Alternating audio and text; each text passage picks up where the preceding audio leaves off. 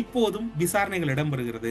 அந்த சந்தேகத்தின் அடிப்படையிலும் செழியன் மீது விசாரணை தீவிரப்படுத்தப்பட்டிருப்பதாக கூறப்படுகிறது. பொறியியலாளர் பிரேமலதா அல்லது லதா இப்போது கனிஷ்ட வித்தியாலய மாணவியினுடைய படுகொலை, அதே போன்று கிராம சேவையாளராக இருக்கக்கூடிய ஜெயகரனுடைய சந்தேகத்தின் அடிப்படையில், மீண்டும் மீண்டும் கூறுகின்றோம், சந்தேகத்தின் அடிப்படையில் அவர்களுக்கு புலனாய்வு பிரிவினருக்கு கிடைக்கப்பெற்ற உத்தியோகபூர்வமான தகவல்கள் அல்லது வாக்குமூலங்கள், முன்னரும் குறிப்பிட்டிருந்தோம், டிஎம்இபி கட்சியினுடைய பல முக்கியஸ்தர்கள் இன்று அரசு சாட்சிகளாக மாறிக்கொண்டிருக்கிறார்.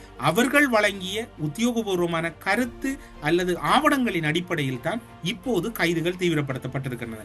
இன்னும் கைதுகள் நீண்டு செல்ல போவதாகத்தான் உள்ளக தகவல்கள் தெரிவிக்கின்றன.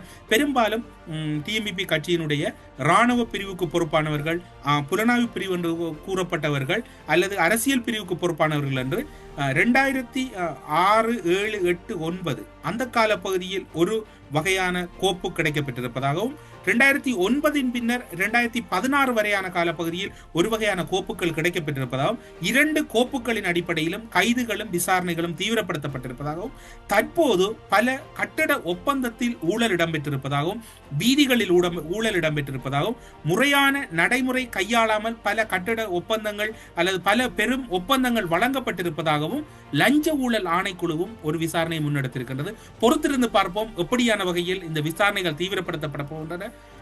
இந்த விசாரணைகளின் பின்னர் யார் யார் கைது செய்யப்பட போகிறார்கள். பெரும்பாலும் அதிகளவான ஒரு கைது இந்த டிசம்பர் மாதத்துக்கு இடையில் இடம்பெறலாம் என்று எதிர்பார்க்கப்படுகிறது.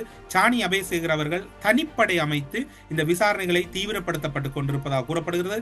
பல விசாரணை அதிகாரிகள் மட்டக்களப்பில் நிரந்தரமாக முகாமிட்டிருக்கின்றார்கள், அம்பாறையில் முகாமிட்டிருக்கின்றார்கள். பலர் போலீஸ் நிலையங்களோடு பல தகவல்களை பரிமாறி கூறப்படுகிறது.